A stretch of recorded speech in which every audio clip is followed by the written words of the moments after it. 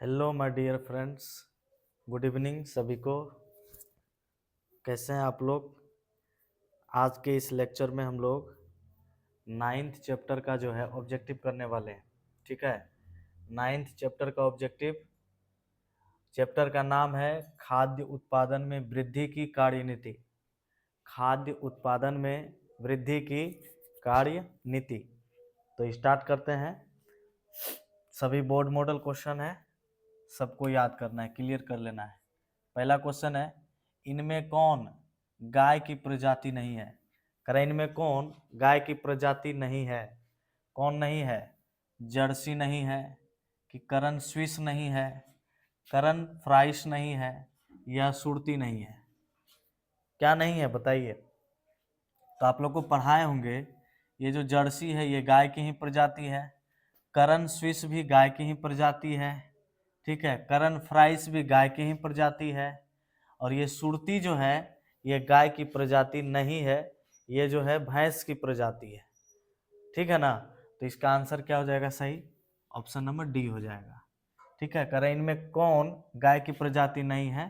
तो कौन सा प्रजाति नहीं है? सुरती नहीं है। ठीक है ना? नेक्स्ट क्वेश्चन है, संवर्धन पोषक माध्यम को स्टेरिलाइज किया जाता है। करे संवर्धन पोषक माध्यम को क्या किया जाता है? स्टेरिलाइज किया जाता है। कितना डिग्री सेल्सियस पर किया जाता है? तो ऑप्शन नंबर ए है माध्यम को -20 डिग्री सेल्सियस पर रखकर। ऑप्शन नंबर बी है 120 डिग्री सेल्सियस पर 15 मिनट के लिए ऑटो क्लोनिंग करके। ऑप्शन नंबर सी है माध्यम को पतले फिल्टर से छानकर। ऑप्शन नंबर डी है माध्यम में एंटी फंगल पाउडर मिलाकर। तो इसका सही आंसर हो जाएगा क्या? माध्यम को -20 डिग्री सेल्सियस पर रखकर। आगे समझ में आए कि कहीं मिस्टेक कर रहे हैं? माइनस वाला, सॉरी माइनस वाला आंसर नहीं होगा, प्लस में बी नंबर हो जाएगा। 120 डिग्री सेल्सियस पर 15 मिनट के लिए ऑटो क्लोनिंग करके संवर्धित किया जाता है। बोलिए, कोई दिक्कत? कोई दिक्कत है तो बताना है। चलिए नेक्स्ट क्वेश्चन देखिएगा। नेक्स्ट क्वेश्चन है 3 नंबर, कि कोशिकाओं के असंगठित, क्या कर रहा है? कोशिकाओं के असंगठित समूह को जो मृदुतिकीय होते हैं और उत्तक संवर्धन के दौरान एक्सप्लांट से उत्पन्न होते हैं, उन्हें क्या कहा जाता है? क्वेश्चन ठीक से पढ़ना है, फिर से दोहरा रहे हैं। करेक्ट, कोशिकाओं के असंगठित समूह को जो मृदुतिकीय होते हैं और उत्तक संवर्धन के दौरान एक्सप्लांट से उत्पन्न होते हैं, उन्हें क्या कहा जाता है? ऑप्शन नंबर ए है एम्ब्रीवाइड कहा जाता है, या फिर ऑप्शन नंबर बी है कैलस कहा जाता है, ऑप्शन नंबर सी है somatic embryo, option number D है इनमें से कोई नहीं। तो इसका सही आंसर क्या हो जाएगा? कैलस। 3 का क्या ऑप्शन हो जाएगा? बी, यानी कैलस। बोलिए, कोई दिक्कत? नेक्स्ट क्वेश्चन है, नेक्स्ट क्वेश्चन देखिएगा। करे पौधे के प्रत्येक कोशिका के, पौधे के प्रत्येक कोशिका के अंदर, करे पौधे के प्रत्येक कोशिका के अंदर एक नए पौधे को जन्म देने की क्षमता होती है। समझ में आ रहा है ना क्वेश्चन? अच्छा क्वेश्चन है। करे पौधे के प्रत्येक कोशिकाओं के अंदर, कोशिका के अंदर एक नए पौधे को जन्म देने की क्षमता होती है, इसे क्या कहते हैं? ऑप्शन नंबर ए सुनिएगा। ऑप्शन नंबर ए है जीन क्लोनिंग कहते हैं, या ऑप्शन नंबर बी है सोमा क्लोनल कहते हैं, सोमा क्लोनल वेरिएशन कहते हैं। ऑप्शन नंबर सी कह रहा है सेल्यूलर टोटिपोटेंसी कहते हैं, या फिर इनमें से कोई नहीं। तो याद रखिएगा कि पौधे के प्रत्येक कोशिका के अंदर एक नया पौधे को जन्म देने की क्षमता होती है, तो इस क्षमता को जो है सेल्यूलर टोटिपोटेंसी कहते हैं। क्या कहते हैं? सेल्यूलर टोटिपोटेंसी कहते हैं। कोई दिक्कत? नेक्स्ट क्वेश्चन देखिएगा, 5वां नंबर है। 5वां नंबर क्वेश्चन देखना है, क्या कह रहा है? सेकेरम बारबेरी, कह रहे सेकेरम बारबेरी को मूलतः सेकेरम बारबेरी को मूलतः उगाया जाता था? करें सेकेरम बारबेरी को मूलतः उगाया जाता था। ऑप्शन नंबर ए है दक्षिणी भारत में, ऑप्शन नंबर बी है उत्तरी भारत में, ऑप्शन नंबर सी है मॉरिशस में, ऑप्शन नंबर डी है नागालैंड में। तो इसका सही आंसर हो जाएगा उत्तरी भारत में। ठीक है, सेकेरम बारबेरी को मुख्य रूप से कहाँ उगाया जाता था? तो याद रखिएगा उत्तरी भारत में। नेक्स्ट क्वेश्चन, छठा क्वेश्चन देखिएगा। करे पूसा स्वर्णिम सरसों की, क्या करे पूसा स्वर्णिम, क्या करे पूसा स्वर्णिम, याद रखना है पूसा स्वर्णिम सरसों की किस्म, ठीक है, करेक्ट, सरसों की किस्म किस रोग की प्रतिरोधक किस्म है? कह रहा है पूसा स्वर्णिम जो है सरसों की किस्म, ये सरसों की किस्म है, ठीक है ना, पूसा स्वर्णिम, और ये जो है करेक्ट किस रोग की प्रतिरोधक किस्म है? सरसों के किस किस्म के लिए ये प्रतिरोधक का काम करता है? ये भी सरसों का क्या है ना, मतलब किस्म ही है, नाम है पूसा स्वर्णिम। ऑप्शन नंबर ए है chilli mosaic virus, option number B है bacterial virus, option number C है श्वेत गैरिक, ऑप्शन नंबर डी है कुंचित अंगमारी। तो इसका सही आंसर हो जाएगा श्वेत गैरिक। इसका सही आंसर क्या हो जाएगा? श्वेत गैरिक। ठीक है ना। चलिए अब 7 नंबर देखिए। 7 नंबर में क्वेश्चन देखिएगा क्या कह रहा है। कह रहा है गणना अनुसंधान, गन्ना अनुसंधान कहाँ अवस्थित है? बताइए कहाँ है? मुंबई में है कि कोयम्बटूर में है कि गुवाहाटी में है या फिर पटना में है? आए कहाँ है? तो इसका सही आंसर हो जाएगा कोयम्बटूर। गन्ना अनुसंधान संस्थान कहाँ है? कोयम्बटूर में है। गन्ना अनुसंधान संस्थान कहाँ है? कोयम्बटूर में है। ठीक है। नेक्स्ट क्वेश्चन देखिएगा। कह रहा है निम्नलिखित में ताइचुंग वन, कह रहा है ताइचुंग एक किसकी किस्म है? ताइचुंग एक किसकी किस्म है? धान की है कि गेहूं की है कि मक्का की है कि सैम की है? तो याद रखिएगा ताइचुंग वन किस्म जो है ये धान की है। ठीक है ना, ताइचुंग वन किसकी किस्म है? धान की किस्म है। 9 नंबर क्वेश्चन देखिएगा। 9 नंबर में कह रहा है अंगुलिकाएं, क्या कह रहा है? अंगुलिकाएं किस जीव से संबंधित है? कह रहे अंगुलिकाएं किस जीव से संबंधित है? मुर्गी से है कि मधुमक्खी से है कि मछली से है कि रेशम कीट से है? तो इसका सही आंसर हो जाएगा मछली। क्या आंसर हो जाएगा? मछली।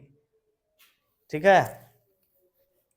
चलिए 9 उसके बाद 10 नंबर क्वेश्चन है। 10 नंबर क्वेश्चन ध्यान से देखना है। कर निम्नलिखित में, निम्नांकित में कल्याण सोना, पढ़ाए होंगे थ्योरी में कल्याण सोना। कर निम्नलिखित में कल्याण सोना किसकी किस्म है? धान की है, गेहूं की है, मक्का की है या फिर मटर की है? बताइए, क्लास में अच्छा ढंग से इसको पढ़ाया गया है, किसकी है? तो आंसर क्या हो जाएगा भाई? इसका आंसर हो जाएगा गेहूं की। क्या हो जाएगा? गेहूं की। नेक्स्ट क्वेश्चन है 11 नंबर में, कतला पाई जाती है। कर कतला पाई जाती है किस जल में? अलवणीय जल में। अलवणीय जल को मृदु जल भी कहते हैं। अलवणीय जल या फिर मृदु जल में कतला, जो कि मछली का नाम है, तो कह रहा कतला पाई जाती है। कहाँ कहाँ कतला पाई जाती है? कहाँ कहाँ बताइए? अलवणीय जल या फिर मृदु जल में, या खारे पानी जिसको कठोर जल कहते हैं खारे पानी में, या फिर अलवणीय तथा लवणीय दोनों जल में, या फिर इनमें से कोई नहीं। तो याद रखिएगा कतला जो मछली पाया जाता है वो मृदु जल में पाया जाता है, यानी अलवणीय जल में पाया जाता है। ठीक है ना। तो सही आंसर हो जाएगा ऑप्शन नंबर ए। बोलिए समझ में आ रहा है या नहीं आ रहा है? आ रहा है तो बहुत मजेदार सब क्वेश्चन है, साथ ही साथ याद करते चले जाना है, कल पे छोड़ना ही नहीं है कि कल याद करेंगे परसों याद करेंगे। समय बहुत नजदीक है, इधर उधर सोचना ही नहीं है, सीधा एकदम याद करते जाना है, क्लियर करते ही जाना है, एक भी नहीं छोड़ना है। ज़्यादा बेटर तो होता है कि सुन के याद रह जाएगा, अपने से याद करना, और जब यहाँ आप वीडियो देख करके समझेंगे, समझते हुए सुनेंगे, तो सुना हुआ क्वेश्चन जो है माइंड में ऐड हो जाता है। और जब अगर भूल भी जाते हैं, अगर एग्जाम हॉल में अचानक से ये क्वेश्चन आ जाता है, तो सुना हुआ बात याद आ जाता है। जिस तरह कोई सॉन्ग आपको याद नहीं भी है, जब सुनने लगते हैं या फिर उस सॉन्ग कभी कभी माइंड में अपने अपने आने लगता है और गाने लगते हैं, तो धीरे धीरे याद भी आने लगता है, यहाँ पे ये बोला था, ये बोला था। सेम उसी तरह से सुना हुआ क्वेश्चन भी गाना के तरह ही माइंड में एडजस्ट हो जाता है, और जब जरूरत पड़ता है तो ऑप्शन देख करके याद आ जाता है कि इसका ऑप्शन ये होगा। ठीक है ना, इसलिए याद रखना है। चलिए नेक्स्ट क्वेश्चन देखते हैं, अगला नंबर।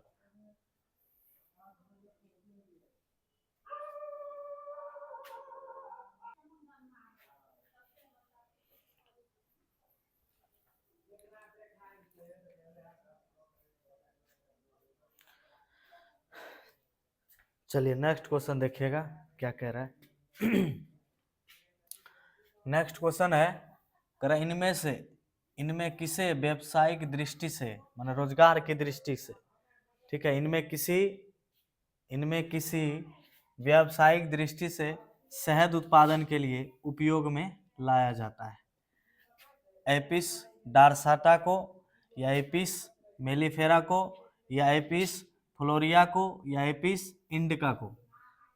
ठीक है, क्वेश्चन पढ़िएगा दोबारा। कर इनमें से किसे व्यावसायिक दृष्टि से शहद उत्पादन के लिए उपयोग में लाया जाता है?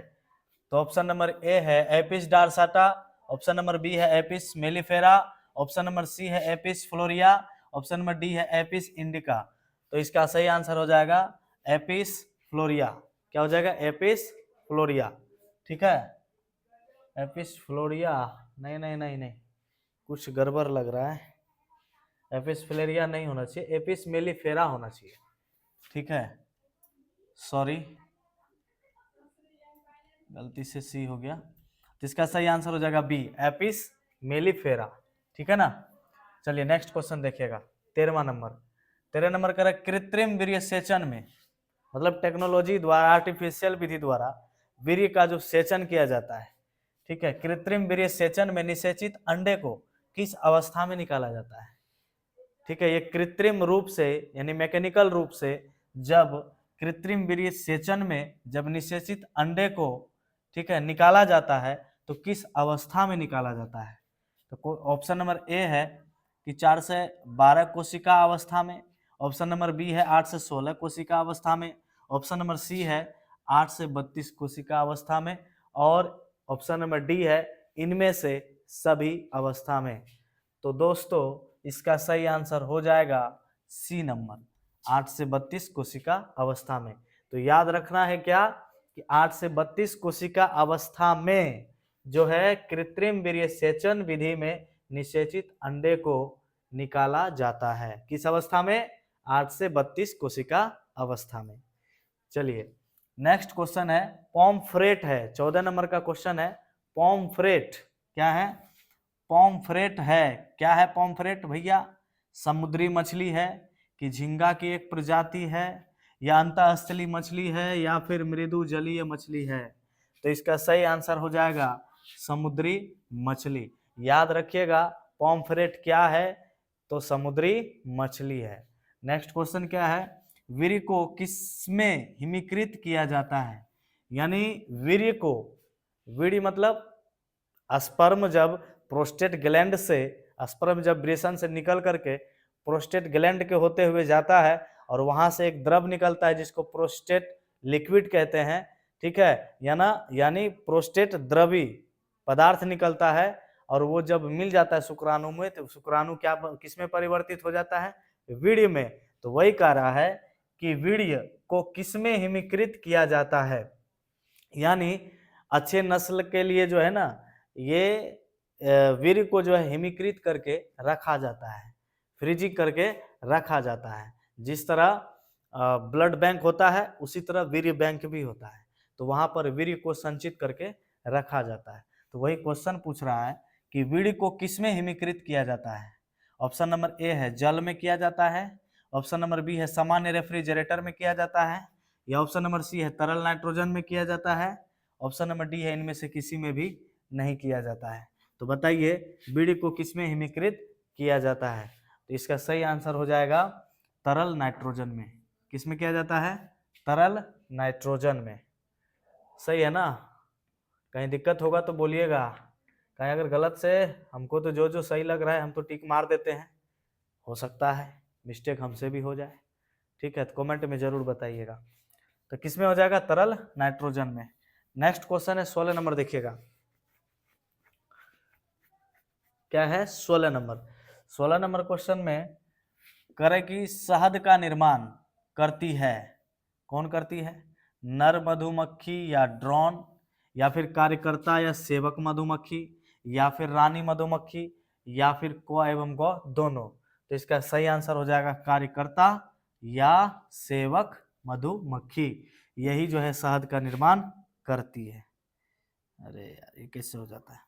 चलिए नेक्स्ट क्वेश्चन देखिएगा। खच्चर का नाम सुने हैं? 17 नंबर में देखिएगा, खच्चर सुने होंगे, खच्चर का नाम समझे।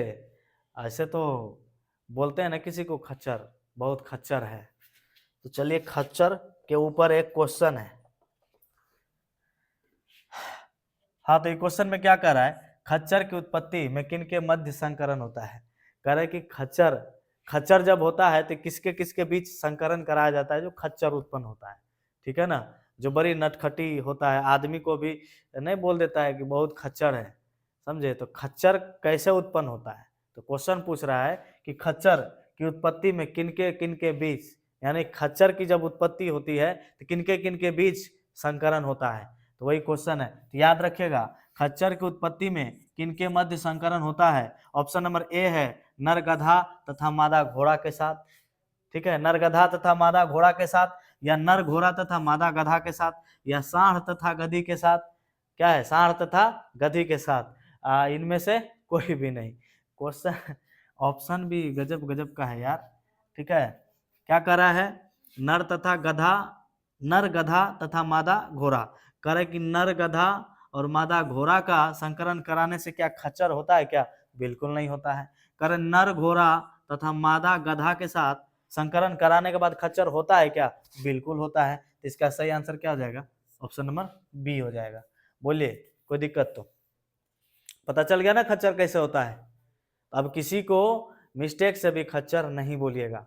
खच्चर का मीनिंग समझ रहे हैं ना क्या होता है? किसी को खच्चर मत बोलिएगा, क्योंकि पता है ना नर घोड़ा मादा गधी के बीच अगर संकरण हो जाए तो खच्चर पैदा होता है। तो काहे किसी को खच्चर बोलते हैं? जब जान ही रहे हैं उसका ओरिजिनल माता और पिता वही है, तो फिर खच्चर बोलने का क्या जरूरत है? किसी को खच्चर उच्चर नहीं बोलिएगा, समझ गए। चलिए नेक्स्ट क्वेश्चन देखिएगा। निम्नलिखित में कौन मुर्गियों की बीमारी नहीं है? करें निम्नलिखित में कौन मुर्गियों की बीमारी नहीं है? पहला है रानीखेत, दूसरा है हैजा, तीसरा है स्मट, चौथा है बर्ड फ्लू। तो ये जो मुर्गी वाला बीमारी है, रानीखेत मुर्गी वाला बीमारी है, ठीक है, और ये फिर हैजा भी मुर्गी में बीमारी, ये बीमारी होता है। बर्ड फ्लू भी होता है, कौन नहीं होता है? स्मट नहीं होता है। कौन नहीं होता है? स्मट जो है मुर्गी में नहीं होता है। नेक्स्ट क्वेश्चन है भैया, क्या है? हिसरडेल किसकी किस्म है? कह हिसरडेल किसकी किस्म है? तो बताइए किसकी किस्म है? गाय की है, या भैंस की है, या भेड़ की है, या मछली की है? इसका सही आंसर हो जाएगा क्या? भेड़ की। याद रखिएगा हिसरडेल किसकी, क्या है क्वेश्चन? हाँ, हिसरडेल किसकी किस्म है? तो आंसर क्या हो जाएगा? भेड़ की। याद रखिएगा हिसरडेल जो है भेड़ की किस्म है। नेक्स्ट क्वेश्चन है मेहसाना किसकी प्रजाति है? क्या है? मेहसाना किसकी प्रजाति है? ऑप्शन नंबर ए गाय की, ऑप्शन नंबर बी भैंस की, सी है भेड़ की, और डी है बकरी की। तो बताइए जल्दी से मेहसाना किसकी प्रजाति है? बताइए बताइए। ये हो जाएगा भैंस की। मेहसाना जो है किसकी प्रजाति है? ये भैंस की हो जाएगी। बोलिए कोई दिक्कत तो?